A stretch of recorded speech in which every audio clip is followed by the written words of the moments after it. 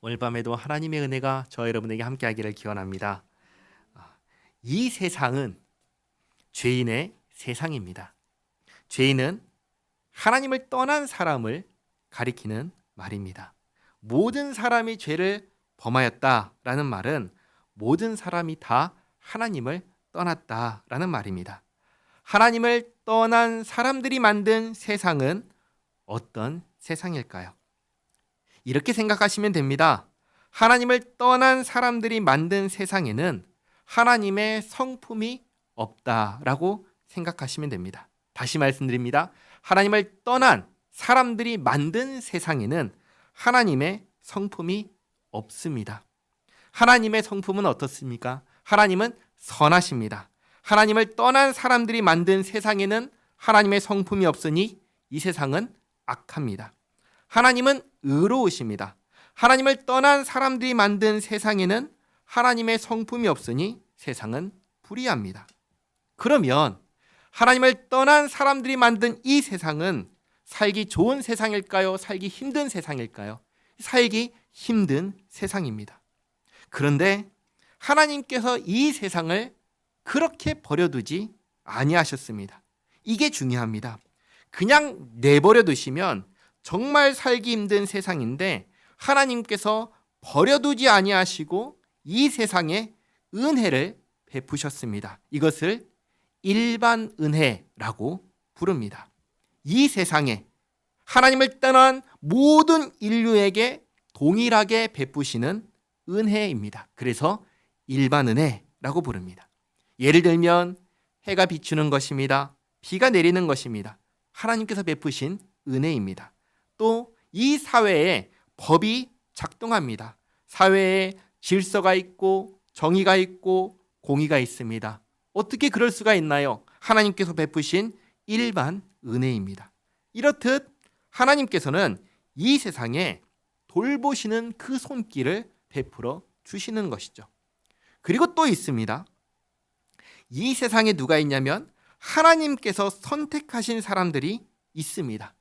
똑같은 죄인인데 그래서 똑같이 멸망할 사람들인데 그 멸망할 사람들 가운데에서 하나님께서 선택하셨습니다. 그래서 이 사람들을 통해서 이 땅에 하나님의 나라를 이루게 하셨습니다.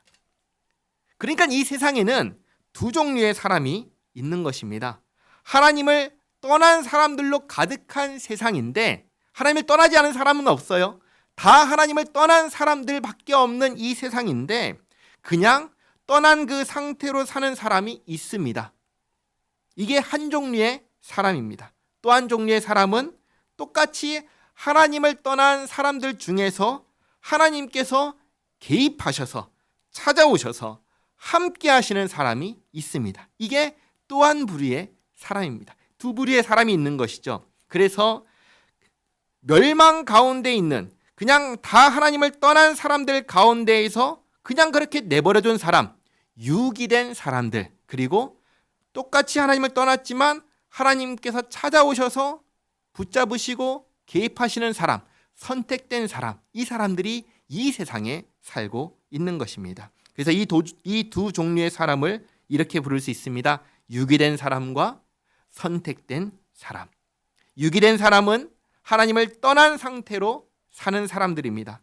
선택된 사람들은 하나님을 떠난 사람인데 하나님께서 그들에게 찾아가셔서 선택하셔서 함께하는 사람입니다. 이 선택하신 것을 가리켜서 뭐라고 하냐면 특별한 은혜라고 합니다. 특별 은혜라고 하는 것이죠. 모든 사람에게 똑같이 베푸시는 것은 일반 은혜, 선택한 사람들에게만 베푸시는 것은 특별 은혜. 특별 은혜의 극치는 뭘까요? 구원입니다. 구원하시는 것이죠. 이 사람들은 구원하시고 내 자녀 삼아주시고 내 백성 되게 하시고 나를 아버지라 부르게 하시는 그 구원, 그게 특별 은혜의 핵심입니다. 그런데 이렇게 같이 가는 이 시간들이 끝나는 시간이 있습니다. 그게 언제냐면 마지막 때입니다. 마지막 때인데 이 마지막 때도 두 가지가 있습니다. 하나는 개인이 그냥 한 사람이 끝나는 마지막이 있고, 그리고 이 세상이 끝나는 마지막이 있습니다. 개인의 마지막은 개인의 죽음이지요. 세상의 마지막은 말 그대로 이 세상이 끝나는 마지막입니다. 한 사람이 죽으면 육체는 사라집니다. 그리고 영혼은 천국이나 지옥으로 가게 됩니다. 자, 그러면 이 천국과 지옥은 어떤 차이가 있을까요? 간단하게 말씀드리겠습니다. 천국에는 하나님의 은혜로 가득한 곳이 천국입니다. 지옥은요, 하나님의 은혜가 없는 곳이 지옥입니다. 예를 들면 이렇습니다. 천국에는, 예를 드는 겁니다. 꼭 그렇다고 말할 수가 없어요. 예를 드는 거예요. 천국에는 태양이 있습니다. 지옥에는요, 태양이 없습니다. 천국에는 선이 있습니다. 지옥에는 선이 없습니다. 천국에는 공의가 있습니다. 지옥에는 공의가 없습니다. 그래서 목이 마릅니다. 물이 필요합니다. 물을 마시고 싶습니다. 천국에는 물이 있을까요? 없을까요? 물이 있지요. 지옥에는 없습니다. 지옥에는 우리가 흔히 지옥을 생각하면 형벌을 중심으로 생각합니다. 지옥 가면 어떤 고통을 받을까? 고통받을 게 두렵다. 이 생각을 먼저 하는데, 아니요. 고통을 받을 것을 생각하는 게 핵심이 아니에요. 지옥의 핵심은 고통에 있지 않습니다. 지옥의 핵심은 하나님께서 은혜를 거두시는 데 있습니다. 이 세상을 보시기 바랍니다. 이 세상에 하나님의 은혜가 있는 곳은 살기가 어떻습니까? 살기가 좋지요. 하나님의 은혜가 없는 곳은 어떻습니까? 살기가 힘듭니다. 지옥은 하나님께서 은혜를 거두신 곳입니다. 그곳에는 오로지 하나님의 죄인을 향한 진노만 있는 곳이 지옥입니다. 자, 그러나 하나님께서 이 세상에 은혜를 베푸신다 하셨을 때 이것을 기억하시기 바랍니다. 은혜는 의무가 아닙니다. 반드시 해야 하는 것이 아닙니다. 하나님께서 베푸셔야 할 의무가 없다는 것입니다. 누구에게요? 하나님을 떠난 사람에게. 하나님을 떠난 사람에게 하나님께서 은혜를 베푸셔야 한다. 그렇게 말할 수가 없다는 것입니다. 이 세상이 힘들고 괴로운 것은 하나님께서 은혜를 베풀지 않아서가 아니라 이 세상에 사는 사람들이 악하기 때문입니다. 이것을 기억하시기 바랍니다. 여기까지 정리하겠습니다. 세상은 하나님을 떠난 사람들이 사는 세상입니다. 그렇기에 이 세상은 본래 하나님의 성품이 없습니다. 하나님을 떠났기 때문입니다. 그러나 하나님께서 그렇게 놔두면 망하니까 하나님께서 은혜를 베풀어 주셨습니다. 그래서 그 은혜 때문에 이 세상에 하나님의 성품이 나타납니다. 이것을 일반 은혜다라고 합니다. 이 세상에 사는 사람은 본래는 한 종류의 사람입니다. 어떤 종류의 사람인가? 하나님을 떠나서 멸망할 사람들, 죄인밖에 없습니다. 그런데 이 죄인 중에 두 종류의 사람이 있는 것이죠. 유기된 사람, 그냥 버려둔 사람, 그리고 하나님께서 선택한 사람입니다.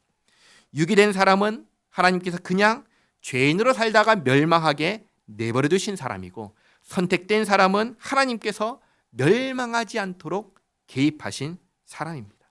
모든 사람이 죽으면 천국이나 지옥으로 갑니다.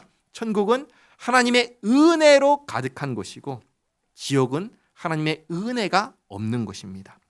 고통이 기준이 아니라 하나님이 기준인 것입니다. 이걸 기억하시면서 오늘 창세기 38장의 말씀을 보도록 하겠습니다. 지난주에 야곱의 9 아들이 공모해서 동생 요셉을 팔았다고 했습니다. 야곱의 첫째 아들 르우벤은 동생들이 요셉을 파는 것을 몰랐습니다. 아버지 야곱에게는 동생 요셉이 동물에 의해서 죽었다라고 하였습니다. 요셉은 죽지 않고 사실은 형들에 의해 팔려서 애굽의 친위대장 보디발에게 팔렸습니다. 그런데 그러면 이제 37장 마지막이 요셉이 팔린 이야기니까 이어지는 38장은 팔린 요셉의 이야기가 이어져야 하는데 38장을 딱 보면은 요셉의 이야기가 아니라 유다의 이야기를 합니다. 그래서 유다 이야기를 보겠습니다. 1절 말씀에 그 후에 동생 요셉을 판 후에 유다가 자기 형제들로부터 떠나 내려가서 아둘람 사람 히라와 가까이 아니라 유다가 거기서 가나안 사람 수아라는 자의 딸을 보고 그를 데리고 동침하니 야곱이 삼촌이자 장인인 라반과 이런 약속을 했었죠. 어떤 약속을 했냐면 우리가 이곳을 넘어서 서로 침범하지 않기를 약속을 했습니다. 이 약속을 하기 전에는 아브라함도 이삭도 모두 자기 족속에게서 며느리를 얻었습니다. 그러나 이 약속을 한 이후로는 더 이상 자기 족속에게서 며느리를 얻지 않습니다. 아브라함과 이삭만 며느리를 얻을 때 자기 친족에게 가서 며느리를 얻어야 된다 그렇게 했었고 이 이후로는 그게 안 나와요. 그런 게 안 나옵니다. 분명히 야곱의 형 에서가 가나안 사람의 딸을 아내로 맞이했던 것을 가지고 이삭과 리브가가 굉장히 싫어했습니다. 굉장히 싫어했어요. 그런데 더 이상 이런 이야기가 나오지가 않아요. 그리고 야곱이 자기의 자녀들이 결혼하는 거에 대해서 관여를 하지 않습니다. 물론 야곱이 자기가 정말 사랑했던 아내의 아들, 아내가 낳은 자식인 요셉이 팔렸기 때문에 마음이 너무 슬퍼서 다른 일에 관심을 갖지 않았다라고도 할 수 있지만 아브라함이나 이삭과 비교할 때 너무나 달라진 모습을 보이기 시작하는 것이죠. 유다는 이 가나안 사람의 딸과 결혼을 합니다. 그리고 3절에 그가 임신하여 아들을 낳음에 유다가 그 이름을 엘이라 하니라. 그가 다시 임신하여 아들을 낳고 그의 이름을 오난이라 하고 그가 또다시 아들을 낳고 그의 이름을 셀라라 하니라. 그가 셀라를 낳을 때 유다는 거십에 있었더라. 유다에게 세 아들이 태어납니다. 첫째는 엘입니다. 둘째는 오난입니다. 셋째는 셀라입니다. 6절에 유다가 장자 엘을 위하여 아내를 데려오니 유다는 자기 아버지 야곱과 다르게 첫째 아들 엘의 결혼에 관여합니다. 며느리를 직접 선택한 것이죠. 그래서 첫째 아들 엘의 아내가 누구냐면 6절 하반절에 그 이름은 다말이더라. 다말이라고 알려줍니다. 그런데 7절 보시면 유다의 장자 엘이 여호와가 보시기에 악함으로 여호와께서 그를 죽이신지라. 그러니까 여기서도 한 가지 우리가 알 수 있는 게 뭐냐면 산다는 것 자체가 하나님의 은혜다라는 것입니다. 은혜다. 죽이셨다는 것은 생명을 거두신 것입니다. 예수님께서 신약에 보시면 언젠가 이런 비유로 말씀하셨습니다. 한 부자가 있습니다. 풍년이 들었어요. 그래서 밭에서 거두는 곡식이 굉장히 많아졌습니다. 너무 기분이 좋죠. 그러니까 이 부자가 그 풍성한 소출을 보면서 마음속으로 이렇게 생각을 합니다. 야, 이제는 몇 년은 놀고 먹을 수 있겠다. 우리 창고 크게 지어서 거기에 차곡차곡 넣고 몇 년은 우리 즐기자. 이런 생각을 하고 있는데 그때 하나님께서 이렇게 말씀하십니다. 어리석은 자여, 오늘 밤에 내 영혼을 도로 찾으리니 그러면 내 준비한 것이 누구의 것이 되겠느냐. 그러니까 죽였다라고 하는 말은 무슨 말이냐면 하나님께서 생명을 거두어 가신 것입니다. 산다는 것 자체가 은혜인데 이 은혜를 거두신 것이죠. 그러면 죽는 것이죠. 그러면 죽음에 대해서 하나님께서 은혜를 거두셨을 때 그러면 죽는 거니까 하나님을 원망할 수 있냐? 그럴 수가 없는 것이죠. 왜냐? 하나님을 떠난 사람은 주어진 죄의 대가가 뭐였죠? 죽음이잖아요. 하나님을 떠났다는 것 자체가 이미 죽음의 형벌이 선언이 되었다는 것인데 그 죽음을 죽지 않게 살게 하셨으니까 오히려 은혜를 받은 것이죠. 하나님을 떠난 사람에게 죽음은 당연한 것입니다. 오히려 지금까지 살게 해주신 것에 대해 감사해야 하는 것입니다. 그리고 여기 보시면 하나님께서 생명을 거두셨는데 그 이유를 뭐라고 하시죠? 악하기 때문이다라고 얘기하십니다. 악하기 때문에 하나님께서 생명을 거두셨습니다. 그러니까 이때는 특별히 하나님께서 개입하신 것입니다. 그런데 이 엘에게 자녀가 있냐면 자녀가 없었습니다. 자녀가 없었어요. 고대 사회에서는 이런 법이 있었습니다. 형제가 결혼을 했는데 후손을 낳지 못하고 죽으면 형제의 아내와 동침하여 대신 후손을 갖게 하는 법이 있었습니다. 이걸 뭐라고 불렀냐면 형사 취수제라고 불렀습니다. 후손을 낳지 못하고 형이 죽었을 때 형수에게 장가드는 제도입니다. 다르게 말하면 계대 결혼이라고도 하였습니다. 대를 잇기 위해서 하는 결혼입니다.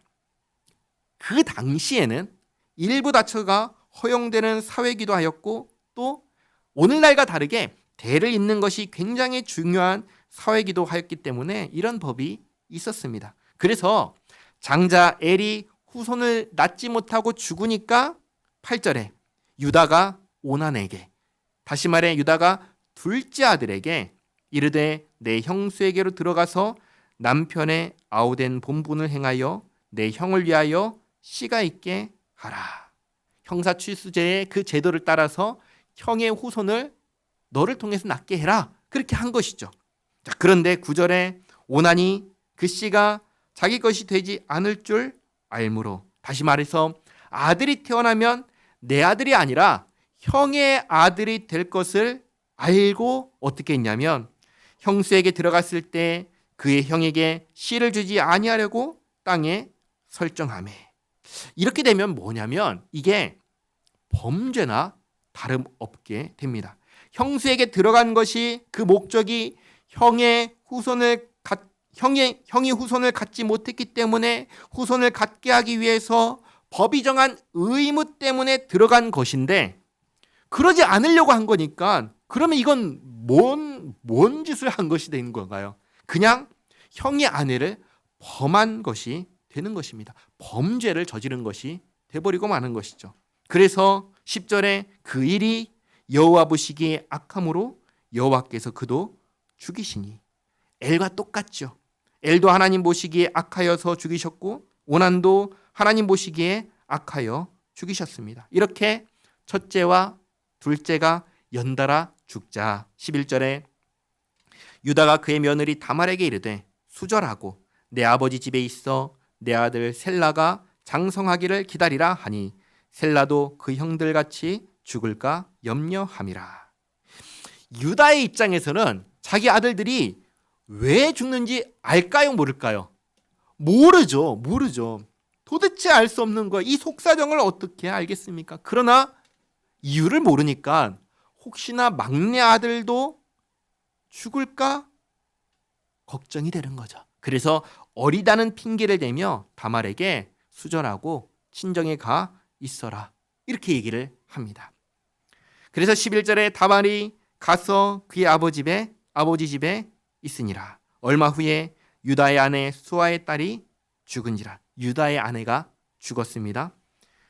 유다가 위로를 받은 후에 다시 말해 장례를 치른 다음에 12절 하반절에 그의 친구 아둘람 사람 히라와 함께 딥나로 올라가서 자기의 양털 깎는 자에게 이르렀더니 어떤 사람이 다말에게 말하되 내 시아버지가 자기의 양털을 깎으려고 딥나에 올라왔다 한지라. 다말이 시아버지 유다가 딥나에 왔다는 소식을 듣습니다. 듣고는 뭘 하냐면 14절에 그가 그 과부의 의복을 벗고, 그러니까 지금까지는, 그러니까 첫째와 둘째 아들이 죽고 난 이후부터 지금까지는 자기가 과부라는 것을 옷을 입어서 표시를 했습니다. 아마도 꽤 오랜 시간을 이렇게 지낸 듯 합니다. 어떻게 알 수 있냐? 14절 하반절에 너울로 얼굴을 가리고 몸을 휩싸고 딥나 길 곁 에나임 문에 앉으니 이는 셀라가 장성함을 보았어도 자기를 그의 아내로 주지 않음으로 말미암음이라. 막내 아들이 장성했거든요. 이전에는 아직 어려서 형의 후사를 낳는 의무를 할 수 없으니까 자랄 때까지 기다려라 하고 친정집에 보냈었거든요. 근데 지금은 자란 거예요. 이제는 컸습니다. 이제는 의무를 다할 수 있는 나이가 된 거예요. 그러니까 시간이 꽤 흐른 것이죠. 그런데 시아버지 유다가 자기를 이 막내 아들 셀라의 아내로 주지 않는 것입니다. 그래서 과부의 옷을 벗고 너울로 얼굴을 가리고 몸을 감싸고 시아버지 유다가 지나가는 문에 앉았습니다. 15절에 그가 얼굴을 가렸으므로 유다가 그를 보고 창녀로 여겨 길 곁으로 그에게 나아가 이르되 청하건대 나로 내게 들어가게 하라 하니. 유다의 이 모습을 보면 오늘날 우리가 생각하는 윤리 도덕과 상당히 다르다라는 것을 알 수 있습니다. 만약에 유다의 아내가 살아있다면 간음죄에 걸리겠죠. 그렇죠? 그러나 지금은 유다의 아내가 죽었기에 지금 혼자가 됐잖아요. 그러니까 어쩌면 이것은 문제가 안 될 수도 있습니다. 그러나 그렇다 하더라도 창녀에게 들어간다는 것은 성경도 허락하지 않는 내용일 뿐만 아니라 우리의 정서에도 받아들이기 어려운 그런 모습이죠. 그런데 그것을 유다가 합니다.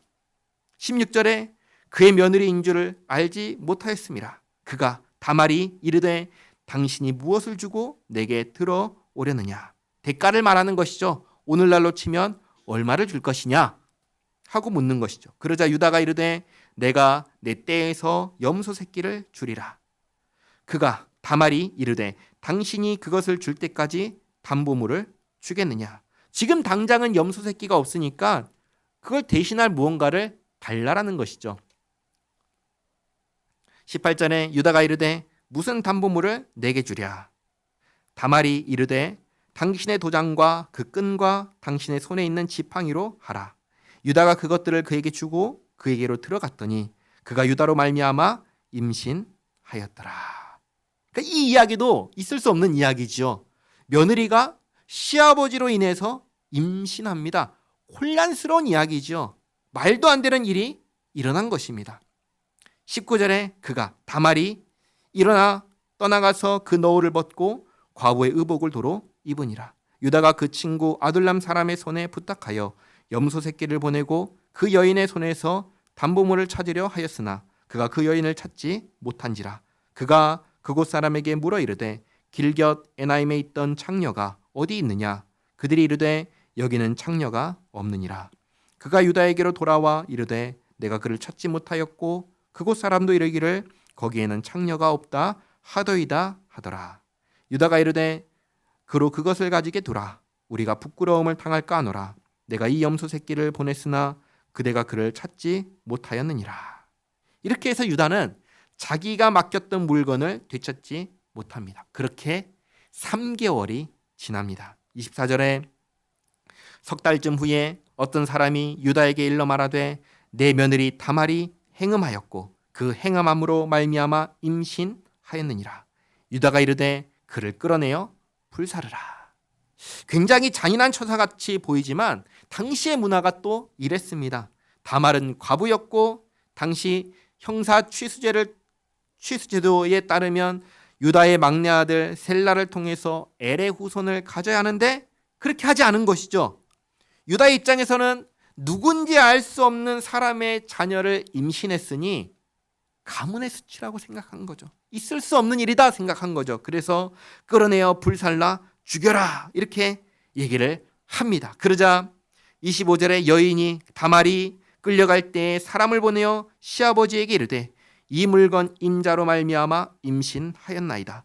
청하건대 보소서 이 도장과 그 끈과 지팡이가 누구의 것이니까 한지라. 누구의 것이죠? 유다의 것이죠. 유다의 것. 자기의 것이죠. 26절에 유다가 그것들을 알아보고 이르되 그는 나보다 옳도다. 내가 그를 내 아들 셀라에게 주지 아니하였음이로다 하고 다시는 그를 가까이 하지 아니하였더라. 사실 이 다말의 행위가 옳다고 말할 수 있나요? 아니죠. 다말은 분명하게 잘못했습니다. 그러나 다말이 한 행위는 유다 가문 안에서 대를 끊어지지 않게 한 행위였습니다. 그러니까 유다의 가문을 이어지게 하는 행위였던 것이죠. 반면에 유다의 행위는 대를 끊어지게 만드는 행위였습니다. 둘 다 옳지 않지만 대를 잇는다는 측면에서는 다말이 유다보다 옳았기에 유다가 다말의 행위를 나무랄 수가 없는 것이에요. 다말이 가진 아기가 결국은 어느 가문의 아기인가요? 유다 가문의 아기잖아요. 그러니까 말할 수가 없는 거예요. 뭐라고 할 수가 없는 거예요. 다만 이 모든 사실을 알고 나서 이렇게 하죠. 두 번 다시 며느리인 다말을 가까이 하지 아니하였더라. 이게 정상이지요. 27절에 해산할 때에 보니 쌍태라, 쌍둥이를 임신한 겁니다. 28절에 해산할 때에 손이 나오는지라 산파가 이르되 이는 먼저 나온 자라 하고 홍색 실을 가져다가 그 손에 메었더니 한 아기의 손이 먼저 나옵니다. 이게 이제 우리가 출산할 때 보면은 이런 경우는 거의 없죠. 보통 머리가 먼저 나오든지 아니면 뒤집어지든지 이 둘 중에 하나인데 손이 갑자기 먼저 나옵니다. 표시를 했는데 29절에 그 손을 도로 들이며 그의 아우가 나오는지라 산파가 이르되 내가 어찌하여 터뜨리고 나오느냐 하였으므로 그 이름을 베레스라 불렀고 그의 형 곧 손에 홍색 실이 있는 자가 뒤에 나오니 그 이름을 세라라 불렀더라. 동생이 먼저 나오고 그 다음으로 형이 나왔습니다. 표시를 했으니까 망정이지 그러지 않았으면 누가 먼저인지 알 수 없을 뻔하였습니다. 손을 내밀었던 아기가 세라이고 형 세라이고 형을 제치고 먼저 나온 아기가 베레스입니다. 이 38장은 유다의 이야기였습니다. 유다의 이야기를 이렇게 쭉 보면은 아브라함과 이삭과 야곱으로 이어지는 하나님의 언약과 상관이 있는 사람처럼 보여요? 상관이 없는 사람처럼 보여요? 아무 상관이 없는 사람처럼 보입니다. 그냥 이 세상에 사는 그냥 하나님 모르는 사람들하고 별반 다를 바 없는 똑같은 모습으로 살아갑니다. 그런데 이후에 흘러가는 역사를 보면 놀랍게도 하나님께서는 이 유다 가문을 택하셨습니다. 그리고 다말에게서 낳은 두 아들 중에서 이 형을 제치고 나온 베레스를 또한 택하십니다. 그리고 베레스의 후손으로 다윗이 태어나고 예수 그리스도께서 태어나게 하십니다. 룻기 4장 18절부터 22절까지 말씀을 제가 나눠드린 용지가 있죠. 같이 한번 읽어보도록 하겠습니다. 베레스의 계보는 이러하니라. 베레스는 헤스론을 낳고 헤스론은 람을 낳았고 람은 아비나답을 낳았고 암미나답은 나손을 낳았고 나손은 살몬을 낳았고 살몬은 보아스를 낳았고 보아스는 오벳을 낳았고 오벳은 이새를 낳고 이새는 다윗을 낳았더라. 아멘. 이 역사를 볼 때 이걸 한번 생각해 보시기 바랍니다. 유다는 어떠한 신앙의 삶을 살았길래 다윗과 예수님을 낳는 가문을 이루었을까요? 놀랍게도 유다가 한 것이 없습니다. 아무것도 없습니다. 이게 중요합니다. 역사는 누가 이루는 것이냐면 하나님께서 이루시는 것입니다. 사람이 이루는 것이 아닙니다. 사람은 그저 자기의 삶을 살아갈 뿐입니다. 그렇게 살아가는 인생 중에 하나님께서 전적인 하나님의 뜻으로 사람을 선택하시고 하나님의 뜻을 이루시는 것입니다. 하나님께서 하나님의 뜻을 이루어 가실 때 내 편에서는 사람 편에서는 아무런 조건도 없이 하나님께서 들어서 사용하시는 것입니다. 그래서 사용하시면 하나님의 역사 속에 참여하게 되는 것이죠. 이게 은혜인 것입니다. 처음에 선택과 유기를 말씀드렸습니다. 유기는 내버려 두시는 것입니다. 선택은 하나님께서 간섭하시는 것입니다. 하나님께 간섭받은 사람이 복받은 사람입니다. 그런데 이런 질문을 할 수가 있습니다. 어떤 사람이 하나님께 선택받고 간섭받나요? 나도 하나님께 선택받고 간섭받고 싶어요. 이 말을 할 수가 있어요. 답을 드립니다. 우리는 알 수가 없습니다. 우리는 알 수가 없습니다. 그러나 이것은 분명합니다. 내가 무언가를 했기 때문에 나를 선택하고 내가 무언가를 하지 않았기 때문에 버리는 거냐? 아니요. 그건 아니라는 것입니다. 왜요? 우린 처음부터 버려진 자이기 때문입니다. 왜? 하나님을 떠났기 때문에. 그러니까 애초에 우리에게는 하나님과 가까이 할 수 있는 조건이 아무것도 없어요.